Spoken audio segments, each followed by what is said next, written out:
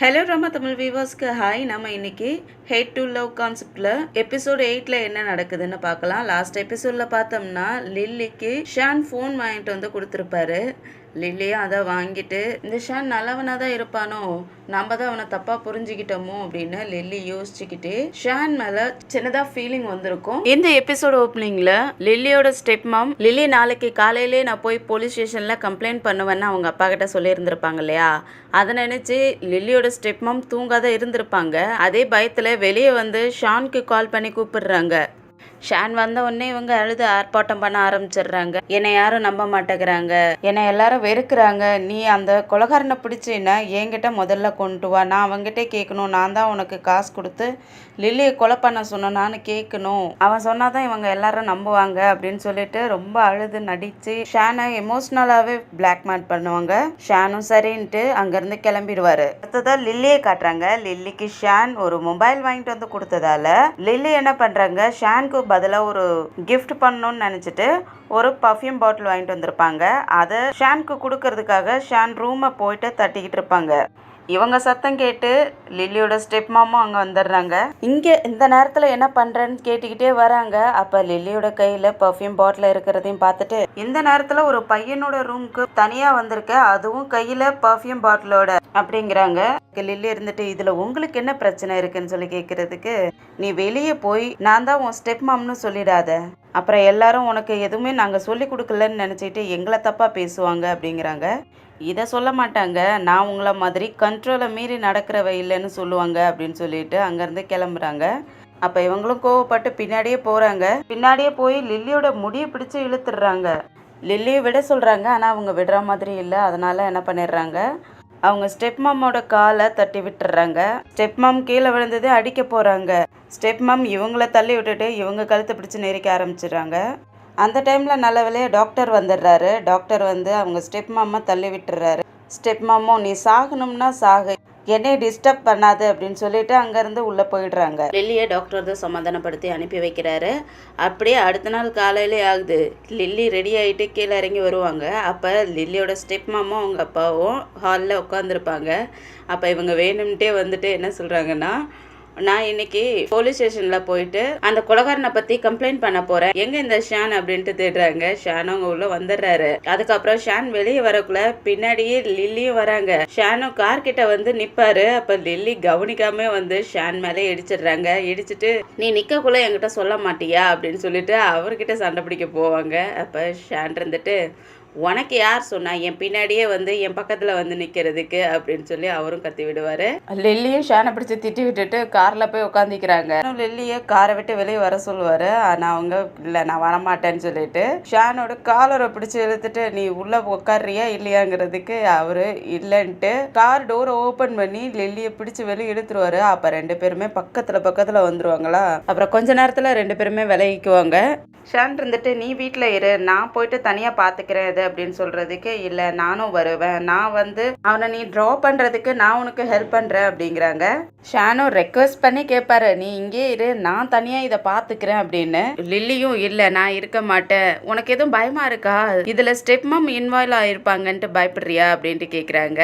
இதை கேட்ட உடனே ஷானுக்கு செம்ம கோவமாயிடுது. அப்புறம் சொல்கிறாரு, இதில் நீ உன் ஸ்டெப் மாமை இழுத்து விடாத, அவங்க இதில் இன்வால்வ் ஆகலை அப்படின்னு சொல்கிறாரு.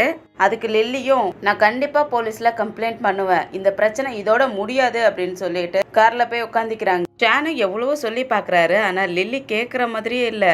அதனால் லில்லியை பயமுறுத்துறதுக்காக உள்ள எலி இருக்குன்னு சொல்லிடுறாரா. லில்லி பயந்துடுச்சுட்டு வெளியே வந்தவங்க ஷான் மேலே குதிச்சிடுறாங்க. ஷானும் அப்படியே டக்குன்னு கேட்ச் பிடிச்சிடுறாரு. அப்புறம் அப்படியே கீழே விட்டுட்டு காரை எடுத்துட்டு கிளம்பிடுறாரு. லில்லியும் செம்ம கோவமாயிட்டு திட்டிக்கிட்டே டாக்ஸியை கூப்பிட்டு டாக்ஸியில் ஏறி போலீஸ் ஸ்டேஷன் போயிடுறாங்க.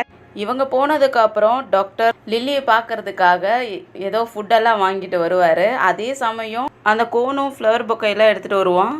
கோன் டாக்டரை பார்த்த உடனே டாக்டரை கீழ்த்தரமாக பேச ஆரம்பிச்சிடுறான். அப்புறம் டாக்டர் வாங்கிட்டு வந்த ஃபுட்டை பிடுங்கி வீசிடுறான். டாக்டரும் கோவப்பட்டு ஓங்கி அவனை அடிச்சிடுறாரு. அப்புறம் ரெண்டு பேத்துக்குள்ளே சண்டை வர ஆரம்பிச்சிருது. அப்புறம் நாம் ஆண்டி ஷானுக்கு கால் பண்ணி லில்லி போலீஸ் ஸ்டேஷன் வந்திருக்கா, அவளை பத்திரமா பார்த்துக்கு அப்படின்னு சொல்கிறாங்க.